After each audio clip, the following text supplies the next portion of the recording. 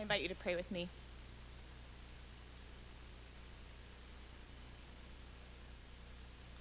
God of our statue-still moments and God of our joyous dancing, you hold us near when we encounter pain and find ourselves paralyzed. And you spin us around with delight by partnering with us on our journey. As we come to this place, O God, may we find greater meaning and authenticity. May we see you extending your hand, asking us to sit near or to wildly dance.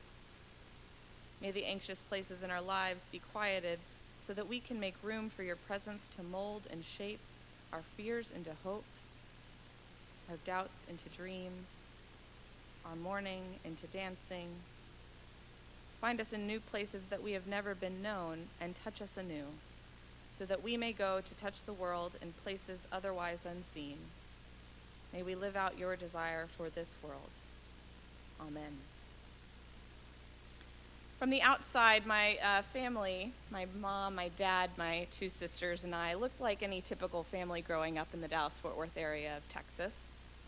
We had our, soccer mom car, our, kids running in the backyard, playing in the summers at the pool. We had a little secret, just a little one. We were closeted troublemakers. We love to make trouble in our neighborhood, and many of you who have had me in class might not believe this, seeing as I'm a classroom introvert. But it's true, and I really can't help it. You see, troublemaking is in my DNA. Both of my parents have this reputation for being pranksters in their small town that they grew up in Liberty, Missouri, doing donuts in the parking lot of the high school in their car, prank calling local businesses, throwing toilet paper in the trees of the neighbors, and this was all just last week. They've done quite a bit more. Hey, Mom and Dad, they're watching, so this is fun for them. And I can't imagine what they were like as teenagers, but they're still this way. We grew up with this, and they influenced us. Most recently, in the last couple of years, my parents have gotten into the role of pranking while traveling. My mom's a flight attendant for American Airlines, and my father is a restaurateur, so they travel a lot. So they get a lot of practice. So when they rent cars ahead of time of their travel, you fill in your name, where you're from, and then there's this little salutation box. Somebody was creative with making this salutation box. So there's Mr., Mrs., Ms. There's also Colonel, Admiral, Count, Duchess. So my parents have taken to upping their game a little bit, and Count Michael Cox will rent a Ford Focus in, Springfield, or, Duchess Gail Cox will, rent a car in Tampa.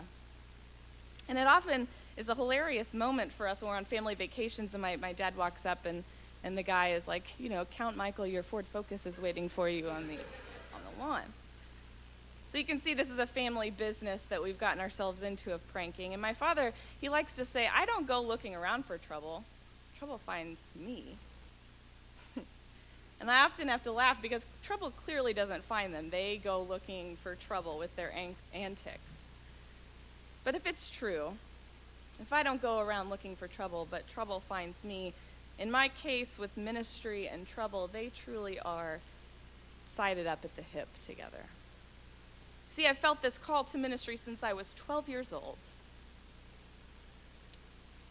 Other than meeting the love of my life to this date, this is the most influential part of who I am. Additionally, so was the trouble that it created in the conservative private Christian school I attended at the time. I remember telling my peers about this call, this wonderful thing that God had done in my life, expecting them to join in the fanfare that was in my heart. Yet I was told things like, are you sure you're not supposed to be a pastor's wife? Britt, you are so good with children. Are you sure you're not meant to be a children's minister? The churches they grew up in and heavily influenced the school that we all attended believed that women were to be silent in church and were to be submissive to men. Not a promising environment for a rebel-rousing pastor to be. I remember volunteering every week for 4 years to preach in church at our chapel services. And every time for 4 years, being picked over by my male peers who were seen as the future of the church. Finally, my senior year, I had just had it. And I remember going to my Bible teacher named Mr. Taylor, who was one of my mentors at the time. He had given me this love for biblical text. And I went to him in tears because I was fed up, and surely he would know what to do. I sat in this big, oversized chair that could swallow me up across from his desk, tears streaming down my face, and poured my heart out about why couldn't people just give me a chance? Why couldn't I have a chance? Why wasn't God giving me a chance? And he saw that I was upset. He slid his chair over next to mine and said, "Britt, it's normal to feel confused about God's ways because they are not ours.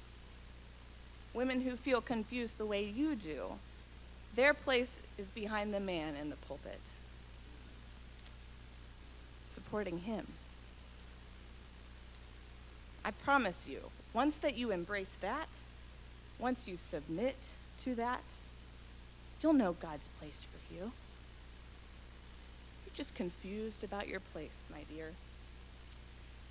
I remember coming home that day in tears, sitting down at the kitchen table with my prankster folks. And while they wanted to go up and, pull some pranks on this guy, I told them, just hold on, hear me out. And while I believe children's ministry is an honorable calling and being a clergy partner is an honorable life experience, and while I might get many things about God in my life wrong, I need to say one thing.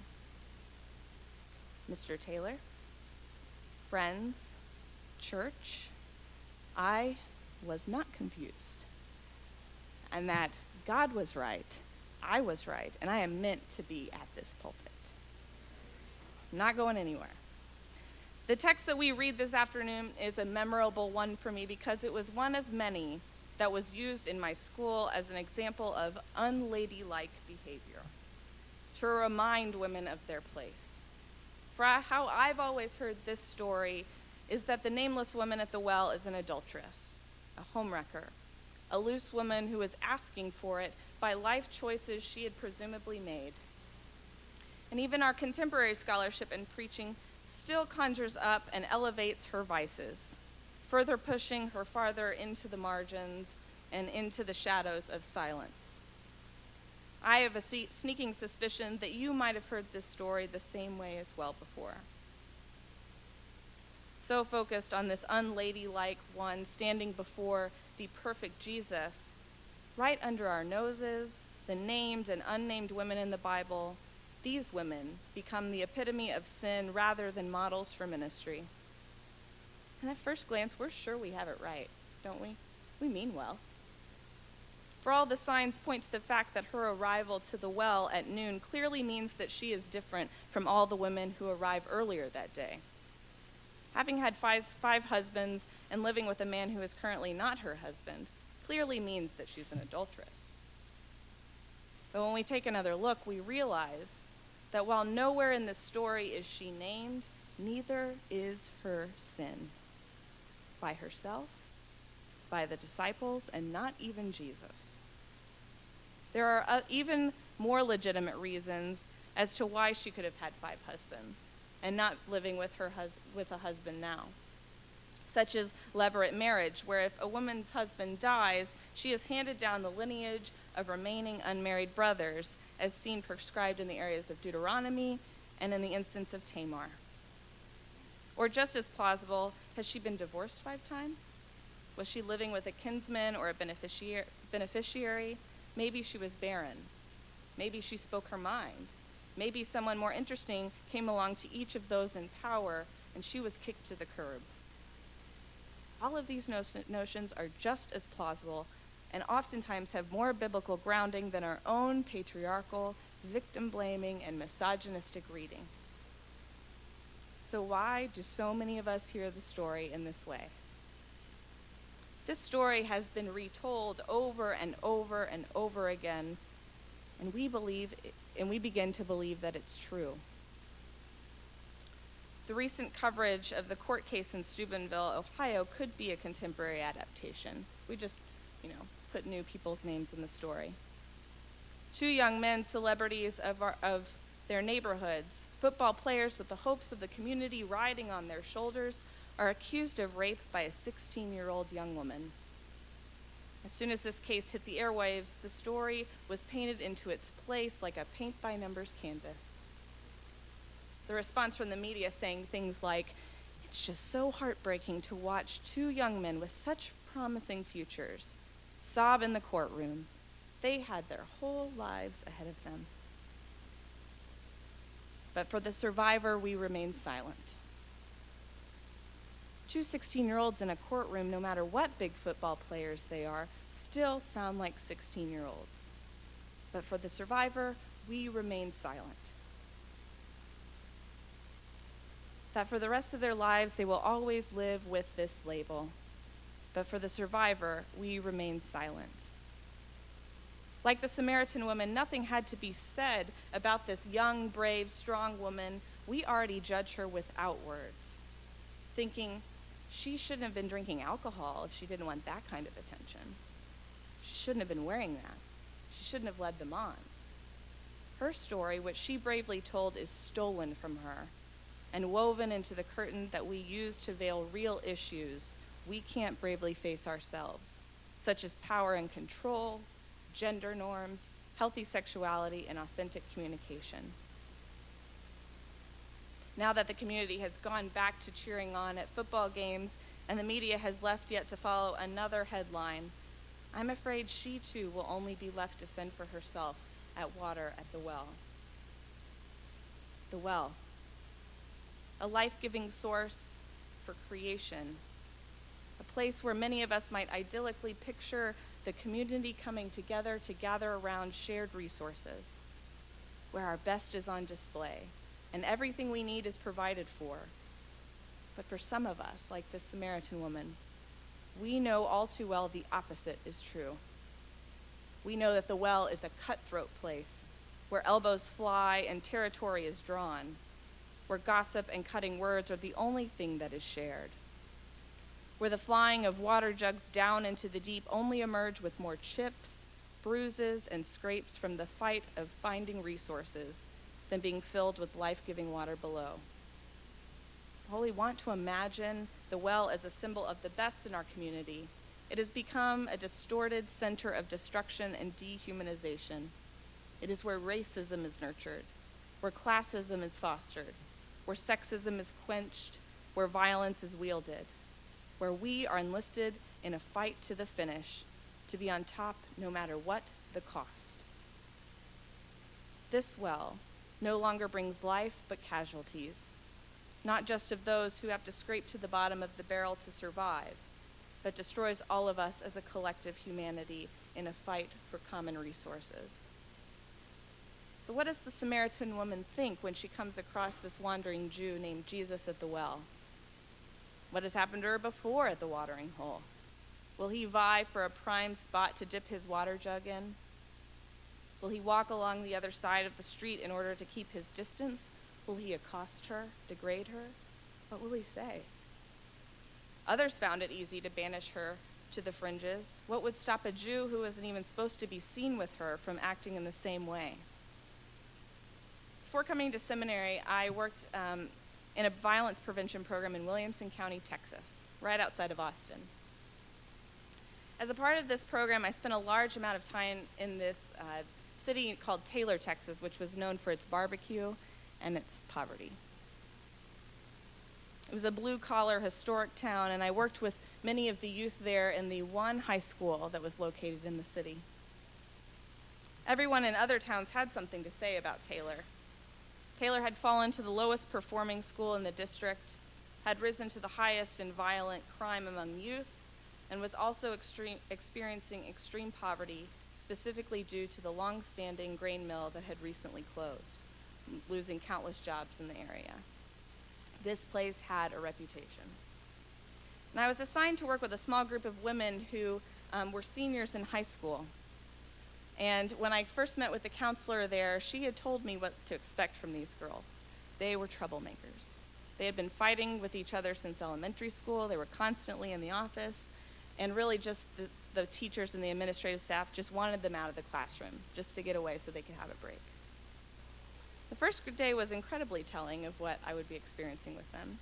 It only took 5 minutes for each group to take sides and come at each other with insults and even pulling of hair. And I left the group with a heavy heart, anticipating what the year would be like. About the second or third time of really trying to reach them with my youthful spirit and my great ideas, which I completely failed every time. I ended up bringing this activity called Cross the Line. I began the activity by having the students line up in an imaginary line facing the wall. As I read a statement that rang true for them, they were to step across that imaginary line. Or if it wasn't true for them or they didn't feel comfortable sharing, they were to just simply stay in their place.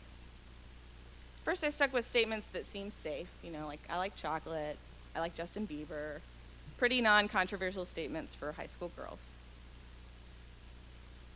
And as they stepped across the line, oftentimes, they'd crack a smile or collective eye rolling, which was at least something they could agree on, was how lame I was. It's true. But then the statements progressed to things like, I feel scared when I'm at school. One or more of my family members has a problem with substance abuse. I feel upset or sad when I hear an untrue rumor about me. And then I read, I am excited about graduating from high school. I thought that this would kind of be something to break up the tension, but no one moved. No one moved from that line. And then as I was trying to explain what I had said, because clearly, why would anybody not move off that line from my perspective and own location in life? The student informed me why. Miss, none of us are leaving this place. Taylor is as far as we are going.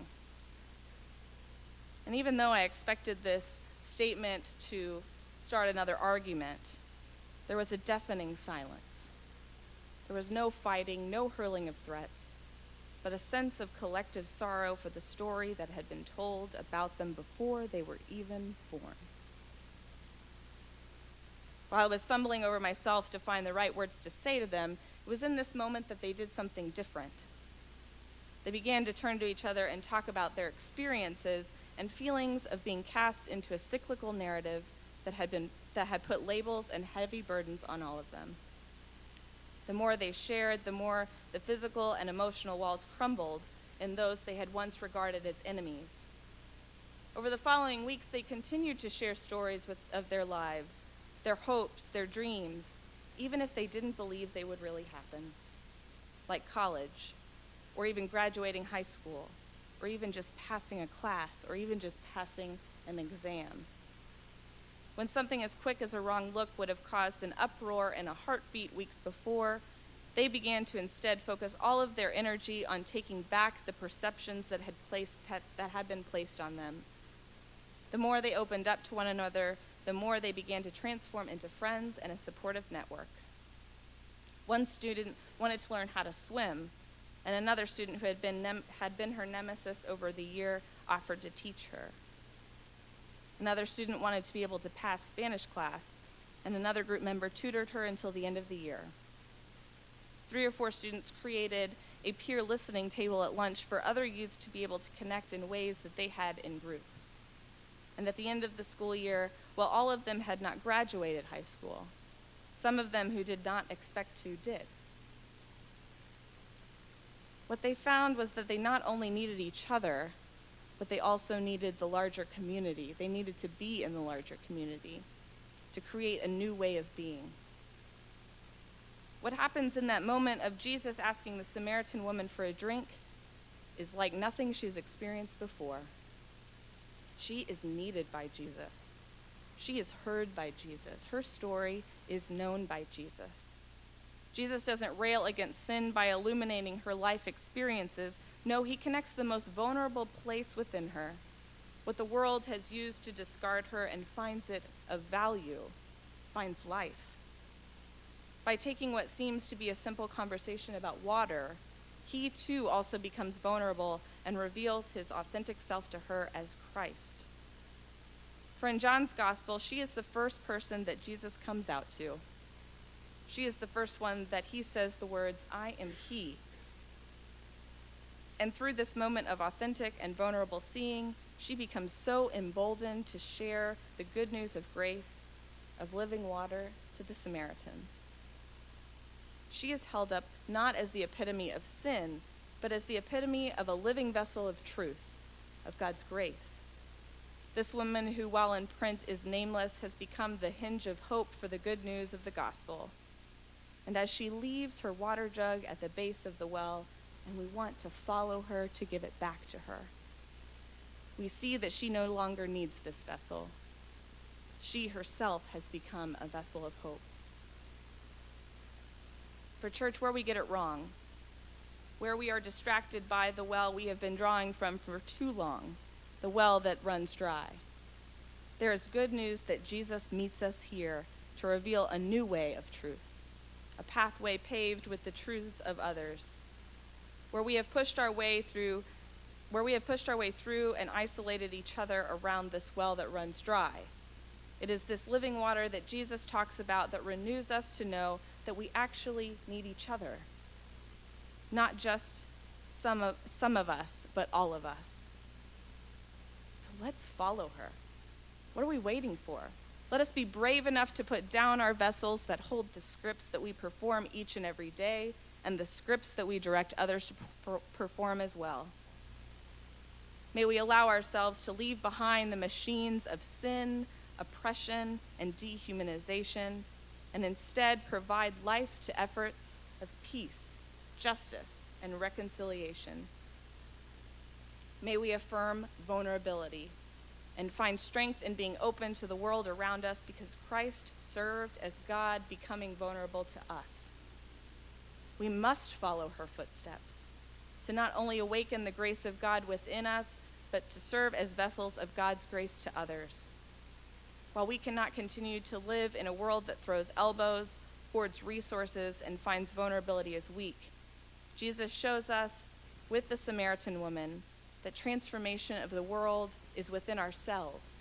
We are the vessels of God's kingdom to come.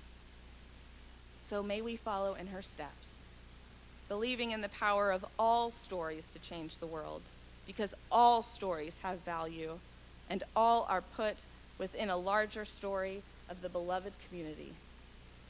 Let us follow her to that well, to that swelling up spring within all, that has the power to ripple life-giving hope to a world that so desperately needs it. Let us follow her. Amen.